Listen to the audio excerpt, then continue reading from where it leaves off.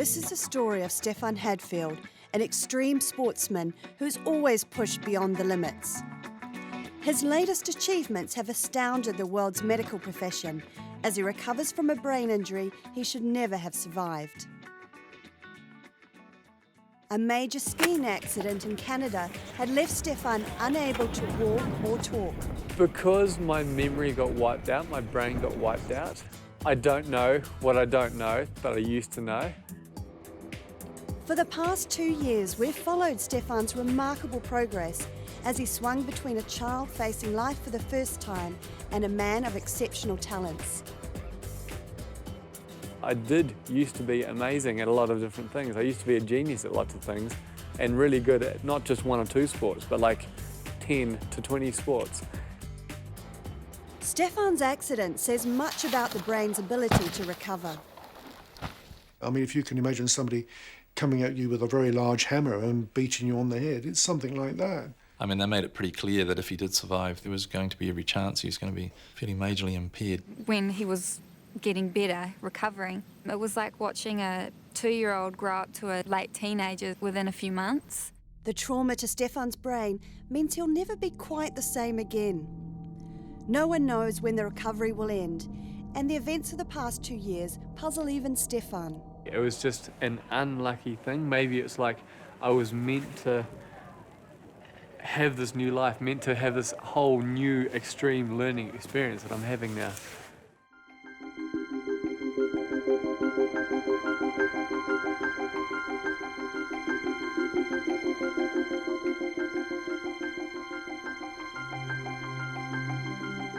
If you think about what makes up our brain, it's made of millions and millions of brain cells. Each cell connects with thousands and thousands of other cells. We know there are a lot of chemicals, a lot of neurotransmitters, but we don't understand how they work. At 24, Stefan Hadfield was a superman, admired by his mates. A university graduate, he had a mathematical mind and was a qualified geologist. He was sought out by a group of international extreme adventurers to take part in a challenge never attempted, to traverse pole to pole using only manpower. The trip had taken him to Canada for training.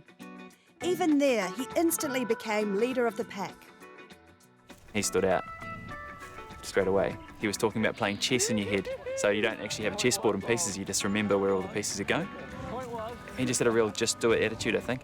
Capable physically, really warm and supportive of people. Someone that was a bit different to your everyday kind of bloke. He had lots of integrity, or does have lots of integrity, so he was a great leader.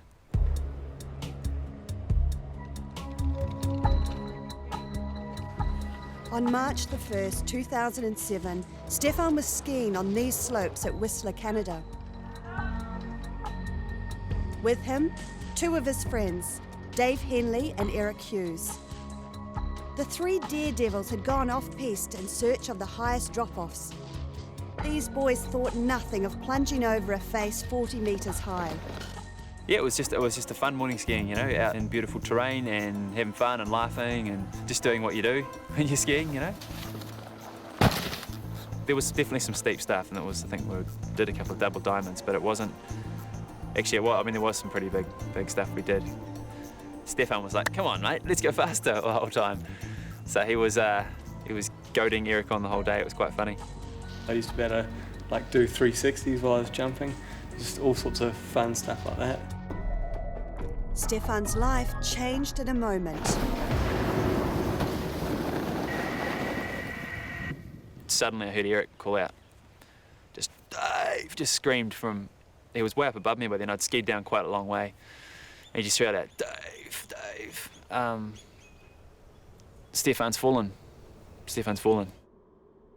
Stefan had been skiing at speed along an icy ledge when he careered down a cliff face, smashing his head on a rock before colliding into a tree. And it was just really, really surreal from that moment on. Stefan's brain injury is described as the most severe ever seen on Whistler. Other skiers who have sustained injuries of this level have died. And he was just moaning. Straight away you could tell he wasn't at all well. It really felt like he was going to stop breathing any second. So we made the decision to move him. Basically, I dug out a bit of a trench underneath this tree that we could lay him in. He started to hurt when we moved him. He had a broken hip and a whole lot of other things, and probably a pretty sore head. And his eyes were just open. He was still conscious a little bit. And it just looked like he was screaming out from inside his body, going, "What's just happened? This is wrong. I want to get out of here." I don't know what's going to happen from here. I don't know if he's going to be really badly brain damaged. I don't know if he's going to be dead. This could be the end of Stefan.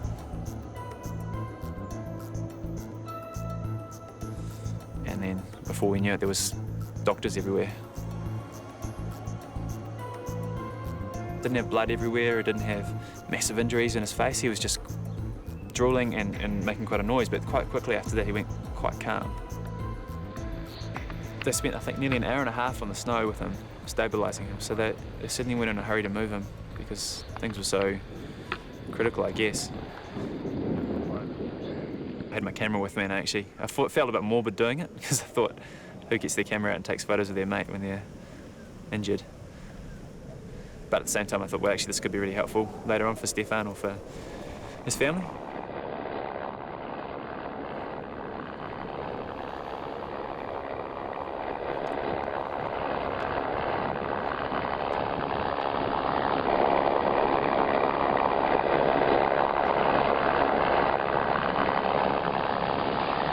Can you pull the mask up? The face mask? In Hamilton, New Zealand, Stefan's dad, John Hadfield, took the call he'd always dreaded. I got a phone call from one of the guys up there, a friend of Stefan's, and it was pretty difficult to hear, actually. I think they had 3 or 4 attempts to get the whole message through. But even on the first call, it was, Stefan's been skiing something or other, and, you know, I could just tell it wasn't about we had a good day. When it's a head injury, you know, you just think, well, this has got to be really serious. It was a full 24 hours before John could get hold of a doctor to learn if his son was alive or dead. I mean, they just said straight away, you know, where are you? How long before you get here? It's very serious. We're not sure we can survive him. We just kept getting those messages at that stage. When girlfriend Madeline took a call, she excitedly expected to hear Stefan's voice. Instead, it was his friend telling me the most terrible news I've ever had in my whole life. When Stefan's head smashed into the tree, the force had shattered both sides of his skull.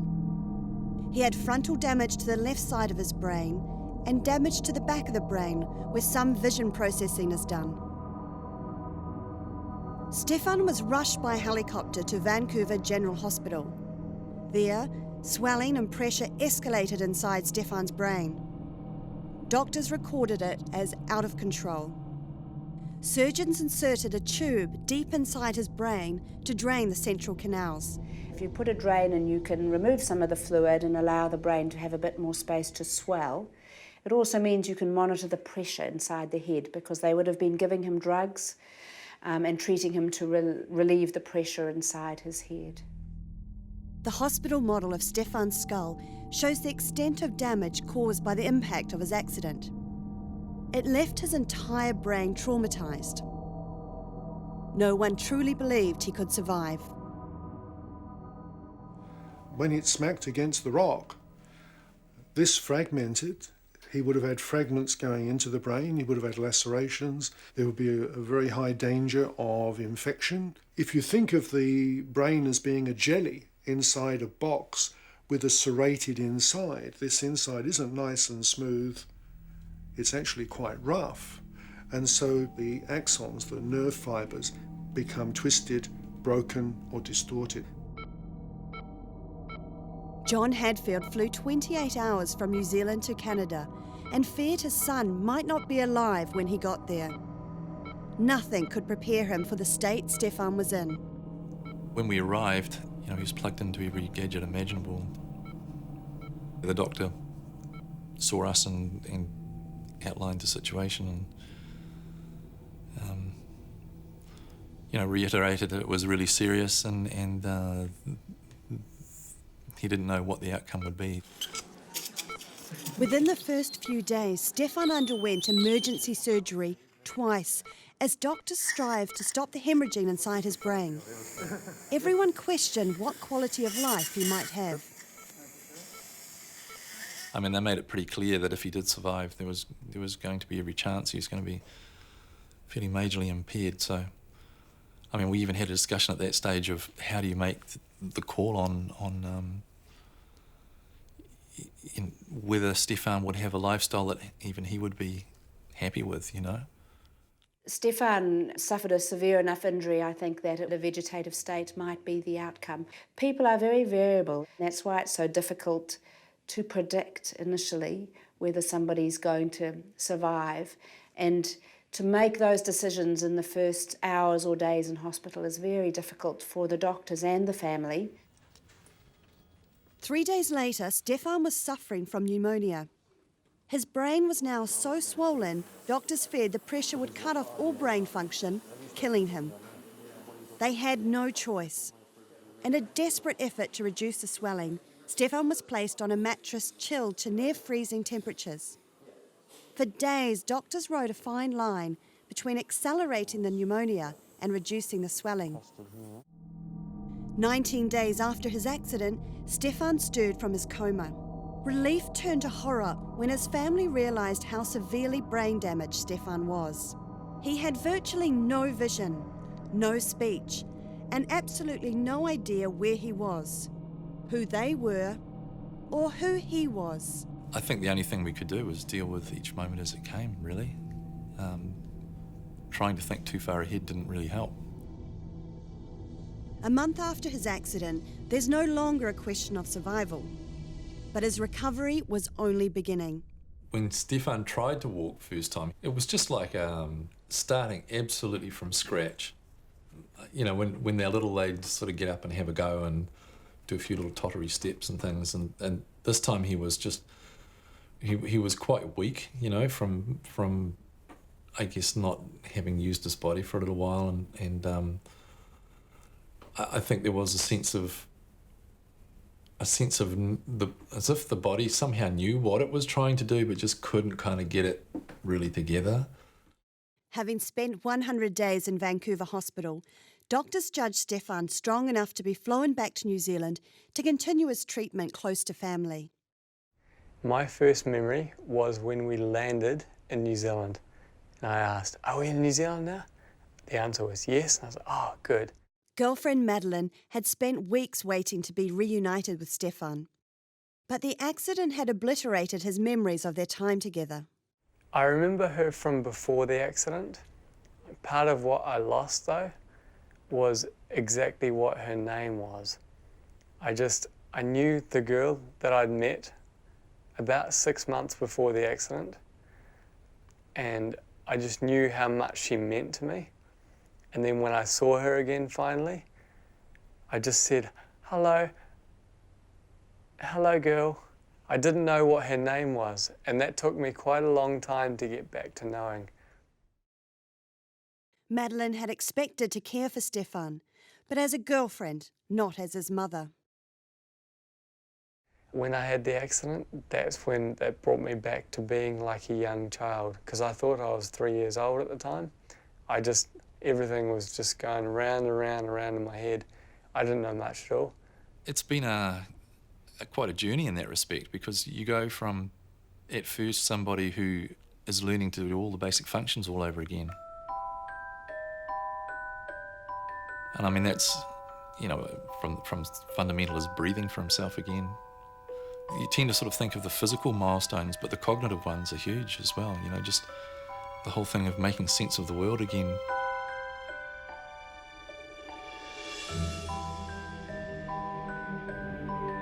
For him, and communicating and learning words, I mean, at first he was making up his own words at times, and even a couple of them we kind of got to understand what it might mean. It's not exactly like a baby, but it's like someone who's taking first steps at everything all over again, and so you're very much in need of support, and you have to be sort of there to help them do everything. I was 21 when I met him. That's quite young. I'm aware. I'm aware that somebody having such an accident, I could have just easily moved on and wiped the dust off my shoulders and said, oh well, what a pity. But I just thought I'd be patient and see what happened. 3 months after the accident, Stefan's life was again at risk. Weak and fragile, he contracted a hospital superbug. It attacked the area of his head that had slammed into the rock. The massive bone fragments and brain tissue became grossly infected. Again, his head swelled, forcing his eyes shut. His condition became critical. To stop the infection spreading, surgeons removed all of the fractured bone, leaving a gaping hole in his skull. His brain's only protection today is a synthetic plate. Now I can knock both sides and that feels fine, it feels normal. Nothing strange. If I poke in here, it's safe. Put my finger there, I don't want to push because I could push my finger in there. That's the one spot that could be a bit risky. Back home, he grows strong once more, but huge chunks of his former life are blanked, seemingly forever. Madeline believes she can make a difference and abandons tertiary study to help Stefan relearn. Ah, no! See, because you got that in, you just put a black. She spends days and weeks playing board games, children's games, and memory games. We always used to play things like hangman or guess which utensil he was holding when he was drying the dishes and I was washing them. That kind of crazy stuff that you do with little kids. And I'm glad that didn't last forever.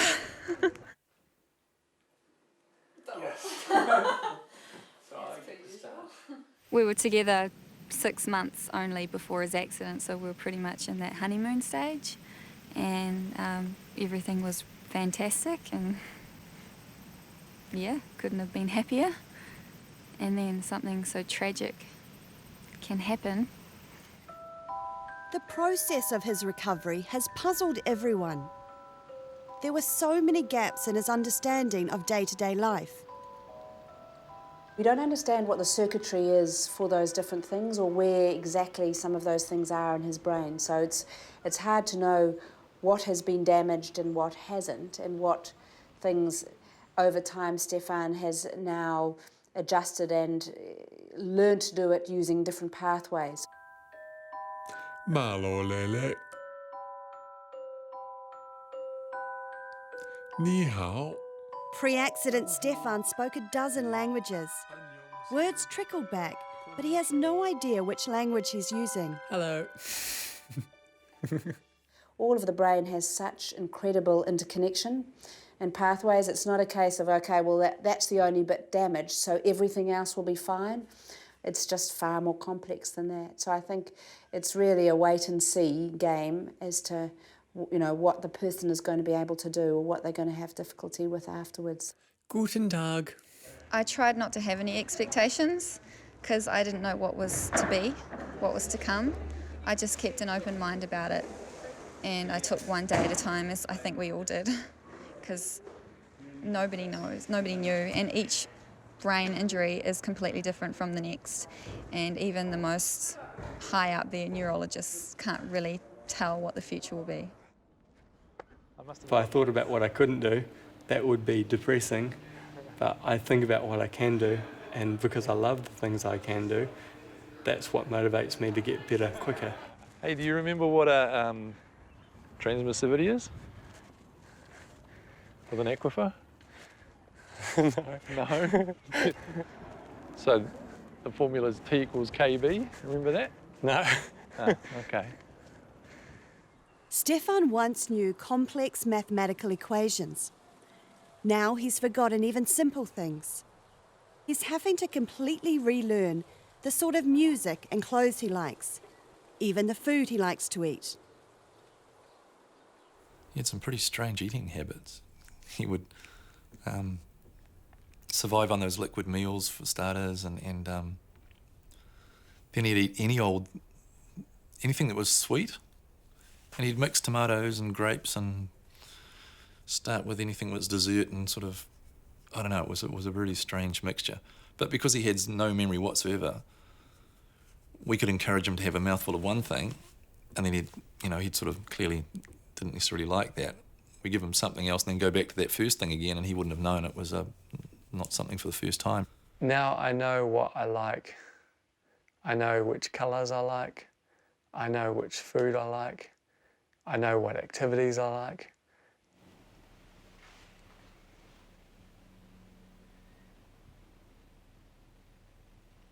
My vision?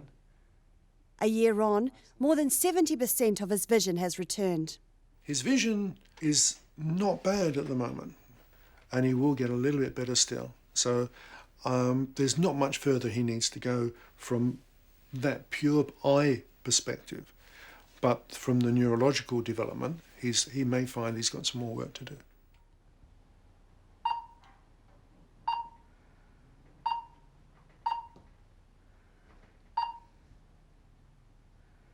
So when I had my crash and I was in the hospital, I could not see anything below halfway. It was like this. So all around, I just couldn't see anything below. I could see above, but it was quite blurry. And then with time, it got better. So I can see everything around me except for this one little triangle down below. And what I see is, it's not bright, it's not dark, it's just nothing. It's like blurry, browny grey most of the time. Stefan's skiing mate Dave Henley is home. How's it going, bro? Good, thanks. See you, mate. It's Dave's second visit to Stefan, but last time Stefan had no idea who Dave was. Yeah, so what's it like seeing these images, these new memories or old memories? Again.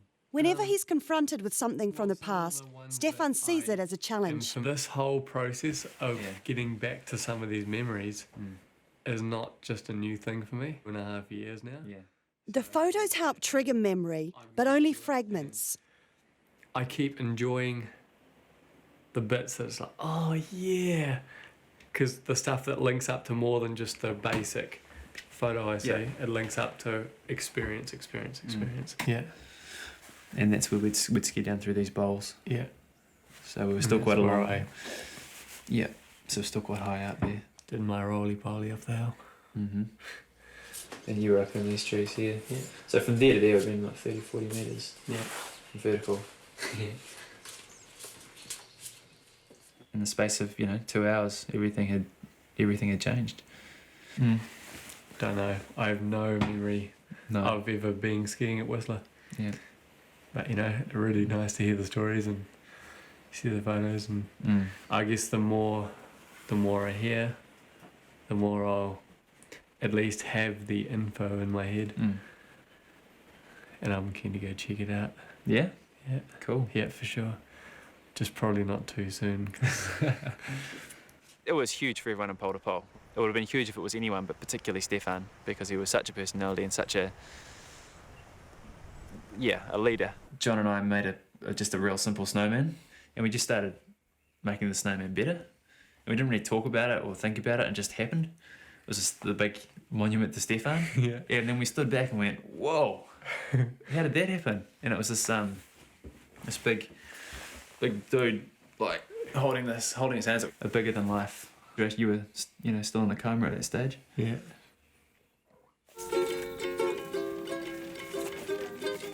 Madeline has stayed by Stefan's side for 2 years now. They're off on a camping trip, just like the old days. Months of patience have paid off. He's a real boyfriend again, a little more quirky. 3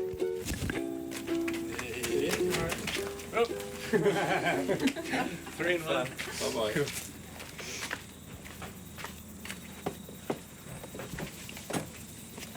She didn't just go, oh well, and move on. She stuck with me. She stayed with me, and the fact that I came back, I literally couldn't do the walking and talking for a while, and I couldn't really eat. I didn't really know much about myself, my history or anything. But she stuck with it. She stuck with me the whole time. You just had to take a step back and just be friends again. And that was for quite some time. But you could tell that he knew the difference between me and other friends, you know, like he was more emotional towards me. She believed in miracles, and I, because of that belief from her end, got to the point of achieving that miracle, which seems like, to me now, it seems straightforward, but when I think about what I actually went through, it's like, how did I do that? I went from not having a proper head, not being able to breathe, see or hear, and here I am. I can be silly again. I'm happy I can be silly. Now, I find it really easy. It's like having a normal boyfriend, you know. Legally, Stefan's unable to drive. That's a cause of frustration.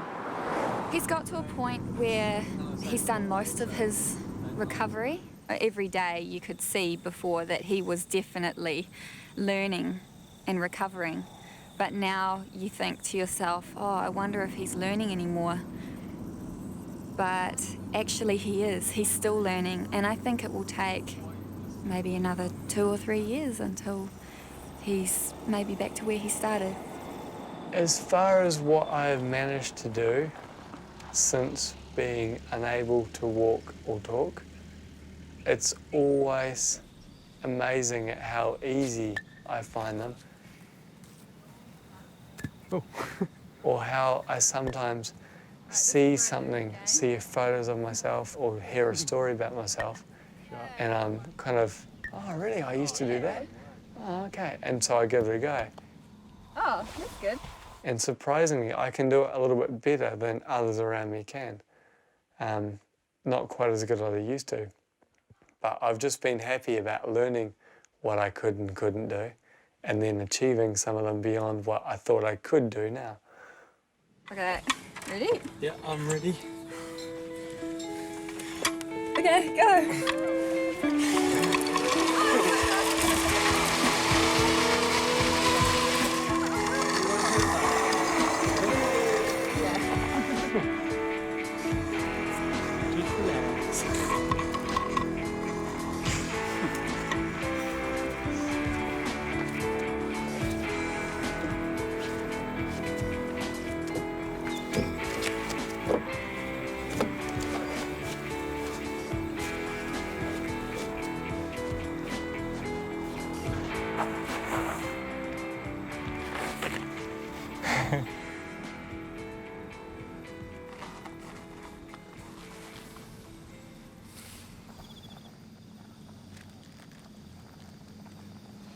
Stefan never knows when a former talent is going to re-emerge. A year earlier, he didn't even know what a guitar was. Now he's playing better than he used to. Come on, cooker, pick up the pace. Go, cooker, go, cooker, go, go, cooker.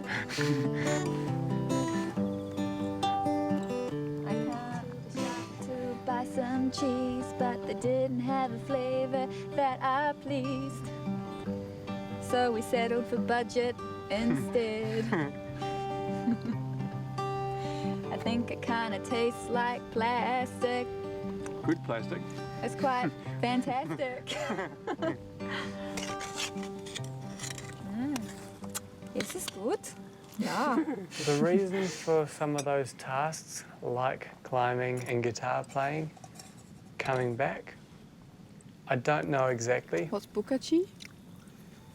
It's like you say shesha, thank you, and bukachi, it's like no problem. All right. I think the reason that it might have happened is because I started learning those when I was young. And so I've had a lot of experience in my life, time-wise, with those. But you're not, because you do it all the time. The first time I was given a guitar, I didn't know what it was. I didn't know how to play it. I didn't know it was an instrument. Yeah, but how do you explain it? So, like, if you're listening to a song on a CD, you're always, like, finger-picking to it? And then about 2 weeks later, I was handed it again, and I played a song. I've just managed to pick it up to a level that is once again beyond what people thought I was capable of with the injury.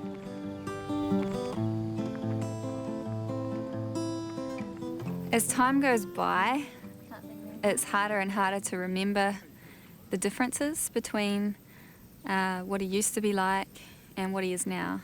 And that's for two reasons. One, because as time goes by, you just forget about your past and you're too busy concentrating on the now and the future.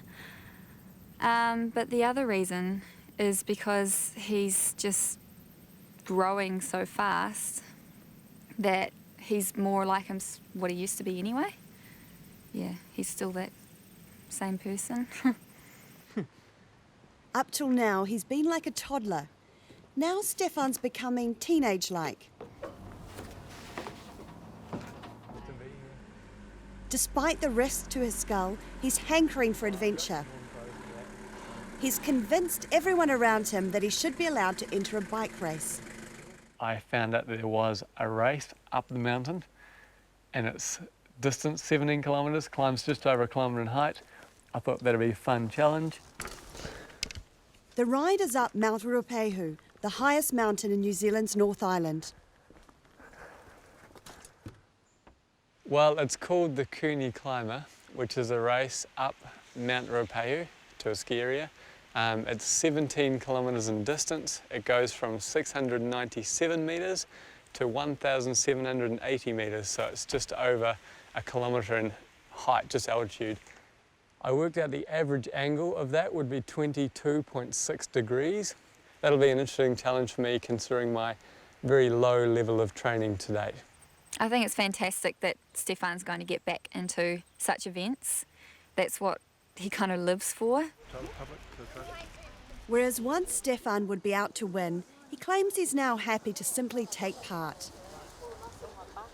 Before, he was very much someone who said, why not be, I don't know, the best at something or to be really good at something.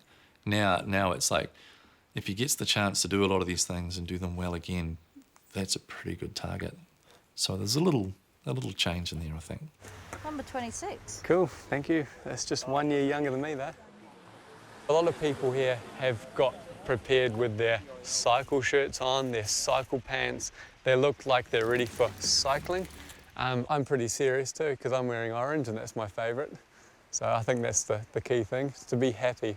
I think happiness is the key to doing well. But I'm not an extreme dresser for those events often, so I tend to like to wear stuff I like rather than what is going to be beneficial for the event itself.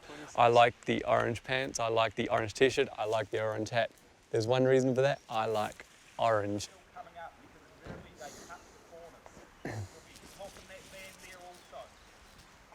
Oh, good luck, Stefan. Cool, Have fun. thanks. I'll be timing you.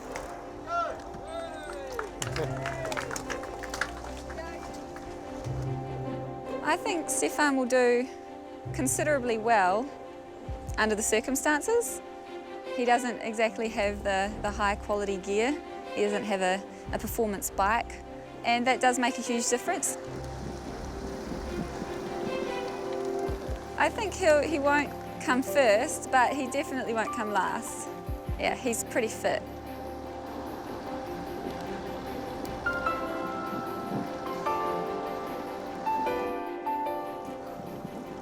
Before the accident, I found it amazing the sort of things that he was capable of, actually.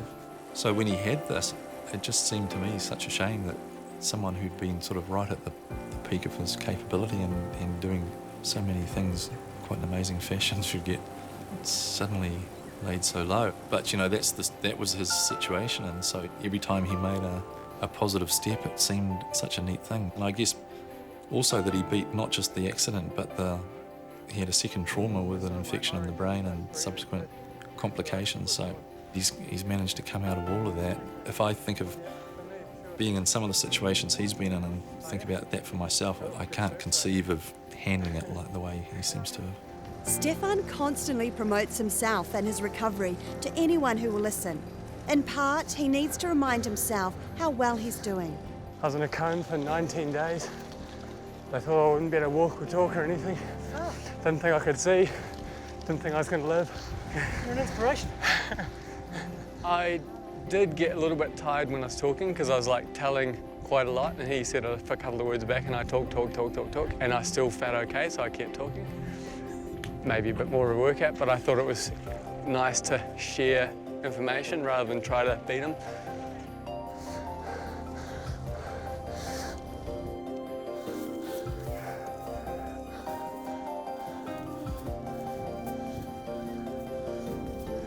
Some guy just passed me. He must be in a hurry.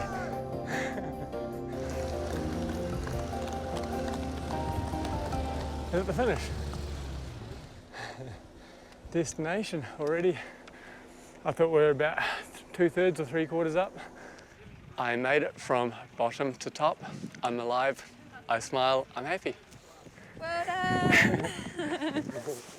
Oh, you did really good. I timed you. Stefan's often striving to impress Madeline. She can tell he's frustrated by his limitations. Never really seen a man cry much, but I've seen tears in his eyes.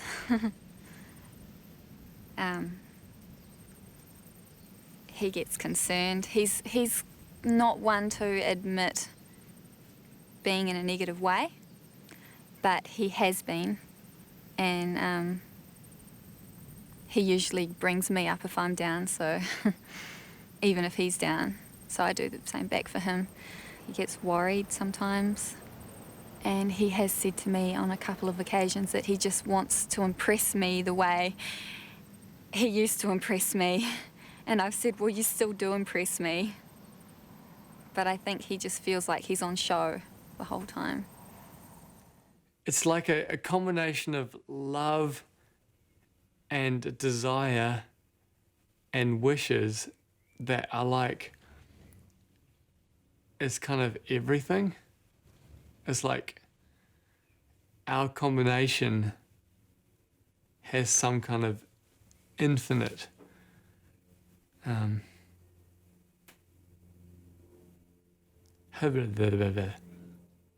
need to improve my vocab still.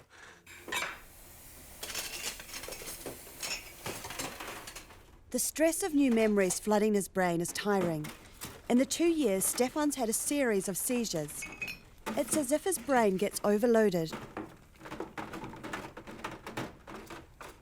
The first seizures we thought might be just related to the infection, because that was at the time when he was in the hospital back in New Zealand, and he had the swelling, and so it seemed a possibility that it might only be related to that, seeing as he hadn't had anything before that.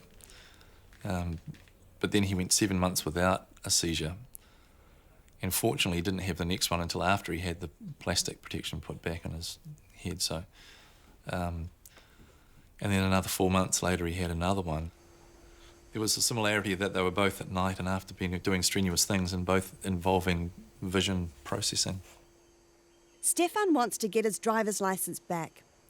Under New Zealand law, he must have gone 12 months without a seizure. It's been 11.5 months since he last collapsed.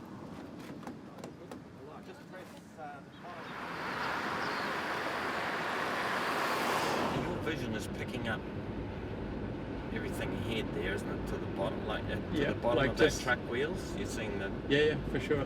I just see everything. Stop. Okay, that's fine. We won't do any more of those. Yeah. Okay. Always felt like the car was going to do a roly-poly or something. In the driver's seat, he's in control, but there's concern about his vision. We need to get the medical clearance because of your epilepsy. You need to get that from your GP. Yeah. I think that we should also make sure that you do have the visual clearance and the visual fitness to drive as well. Yeah. And that will be from an optometrist or an ophthalmologist. Yeah. I really like the fact that I can drive fine, and that I did quite well today with the assessment on it. Yeah. We will be making a recommendation that you do return to driving, following medical clearance, visual clearance. And the remedial sessions would just be a nice... A week later, Stefan has another massive seizure. He won't be able to drive for another year. Madeline and I were both there, and he was sitting in that chair having his dinner. And so, and he pointed up in the room, and he's going, whoa. I went, oh, wow. And, And it looked like he'd seen a ghost, and he kept looking around the room. And in about 5 or 6 seconds, I just had thought come into my head. A lot of it was of information from back at uni. And John and I looking at each other going, huh? And then we realised, you know, That he was just, normal. hang on, that's not just pondering, he's actually starting to have, like, shaking. And it just all went dunk, dunk, dunk, dunk, dunk in my head. And that was an amazing experience. Like, it reminded me what I used to know and didn't remember now. Just all came boom, boom, boom at once. Like 50 megabytes of information went into my head at once. And it was not long after that I started to jiggle and had my seizure. He couldn't focus, and Madeline was holding up fingers saying, how many fingers am I holding? And that was at 8:10, and he couldn't count the fingers. And then it took quite a long time before he was fully aware of what really happened, I think. So 5 minutes after the seizure, that's when I started responding to questions that were asked to me. And so I became back to realising who I was, where I was, and was told what had just happened. The next day or two, I think I'd noticed differences, you know? And so I think it was really quite hard on his body and his brain. Stefan's brain injury has left him without insight into his own behaviour. He doesn't know when he's been difficult. He often lacks motivation and even the ability to plan his day. He thinks he's invincible, and he doesn't realise how much of his abilities have been lost. He presents as a little eccentric. To the summit. There are shifts, but a lot of his old character is still there. And again, you know, I think it's still changing with time. Even tone of voice has changed. I mean, at first he used to laugh a lot in a kind of sort of different tone it seemed like a cover-up for not knowing what else to do. I was expecting all kinds of possibilities of aggression and all the rest of it, and I don't see that at all. When you have a severe brain injury, there are certain things that are never the same, even if you make a good recovery. So much of the brain has been affected that the person you are and your personality, the way you react to things around you, the way you behave, which defines you as a person, is not the same, because your emotions will be different and your behaviour will be different. So you will actually seem like a slightly different person. 3 years ago, Stefan Hadfield was one of New Zealand's finest rock climbers. He held the world record for dino jump, where a climber leaps from one rocky outcrop to another. Extreme sports were his thing. He's decided he's ready to get out there again. It's a massive risk. He can't afford to fall. But he's chosen to climb a ridge rated suitable for experts only. Climbing for Stefan was such a habit, so ingrained that somehow those connections came back quite readily.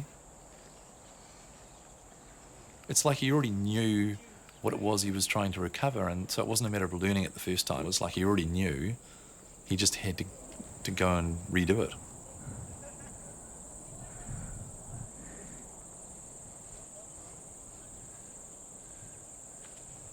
I started climbing when I was young, when I was 14, and I suddenly got very, very good quite quickly. And that just kept happening the whole time till I was one of the best in the country. That's not like I had to be the best. I just liked it so much. That was the reason for it. As far as being the best in the country now, I don't really mind so much. I'm not keen to be that good. I'm just keen to climb, and I want to climb I like. I want to be in places I like. I don't want to achieve things that are beyond what is the level I'm at now. I'm just keen to have fun. I'm keen to enjoy life rather than have goals that are beyond normal.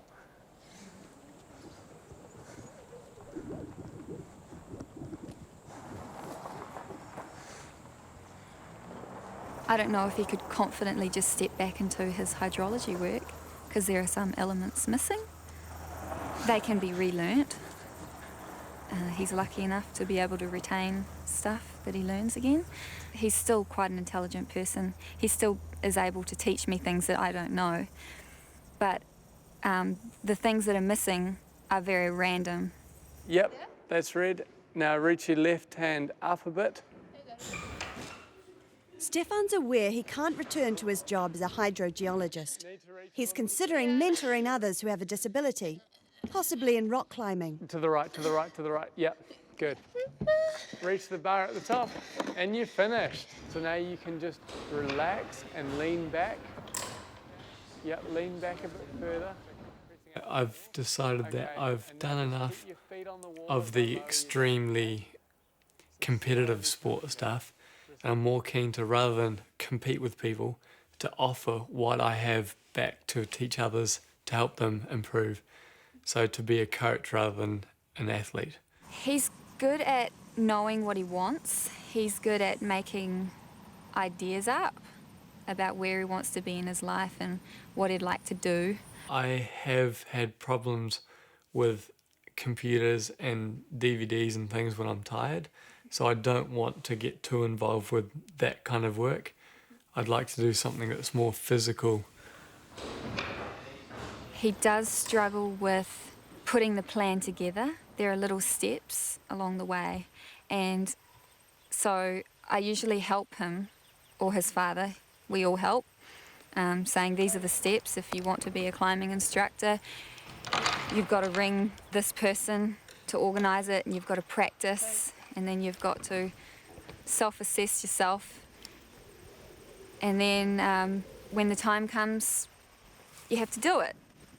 It's quite straightforward. And he goes, yep, sweet, okay. But when the time comes, he just can't pick up that telephone, and there's something inside of him that he just can't do it. He needs some help with that. I just don't know exactly what it's going to be like when I'm off on my own, doing my own job, with my own income, with my own rent and phone bills and things. That's a little bit unknown right now. He was a very intelligent person, and it sounds really harsh to say that he was. But the truth is that he has lost. Maybe it's hard to judge, but maybe a third of what he did know.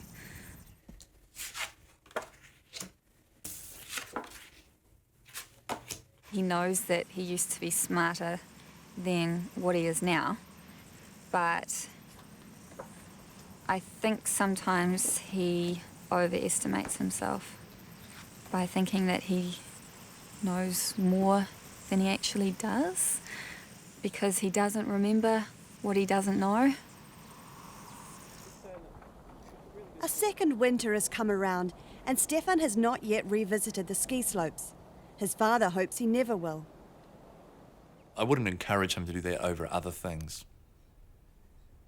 I think I'd like to see him be able to have a go, but not necessarily focus on it and not take the big risks with it. As for the skiing, I'm a little bit worried about that. I think that skiing is a sport which might not be so suitable for him because of his vision. It's a bit of a nightmare for all of us. Cadrona Ski Field near Queenstown is holding the annual sports festival for disabled sportsmen and women. If there's ever a safe time to give skiing a go, it's now with a team of paramedics on site.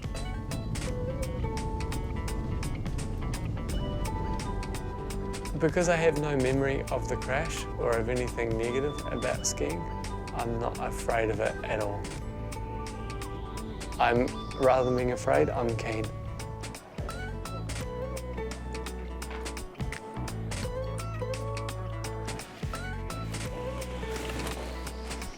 This is not the part of skiing I remember. I don't remember putting the gear on. I remember skiing. I remember actually out there with the fresh air, with the scenery, with everything. The process is good. Coming back to ski for the first time in a long time, it's just like da-ding, da-ding. First little link up for me, just nice to be back into that sort of addictive love mode that I've been missing for quite a while now. I guess we haven't been in a hurry to see him do that, just purely because of the nature of what it is. It's going fast over uneven territory where he could have an accident and hit his head. In the ski shop, he needs help to figure out what size boots he takes and how they fit. But you can't hold him back. It's nice to be safe in a helmet these days, you know, not going to break my head again. Stefan's now accepted his disability. He talks in terms of having been reborn since his accident. I've learnt a lot from it, and that's created my life into a more positive life that I'm in now. And I think that's just like, sure, it blew me back a long way, but I managed to come back from that and I'm doing really well. And because of that experience, I've now learned a lot more. I understand a lot about what happens sort of after life too, because I essentially was in that process for a moment, and it's nice to be back. I can be a proper human again.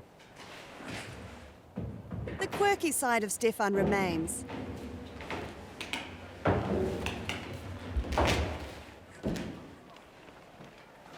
And you never quite know where a conversation with Stefan will head. I think more than one colour. I just think every colour possible. I think orange is a good one, but I think every colour is nice. Every colour, different people have different perspectives, and some people like orange, some people hate orange. I think that everything is good. Whatever people like or dislike, that's all open to opinion. I think whatever people think is good. As for Stefan the Superman, it seems he had a miraculous escape on that mountainside in Canada. Okay. Should we give it a go, Stefan? Yeah. Stefan. Hello. Okay.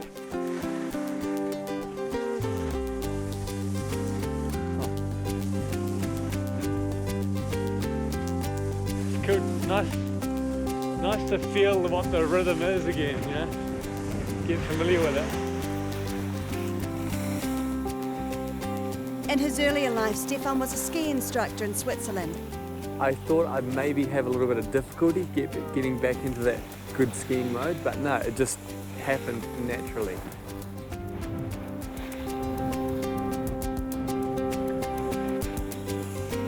The skiing has come straight back to him.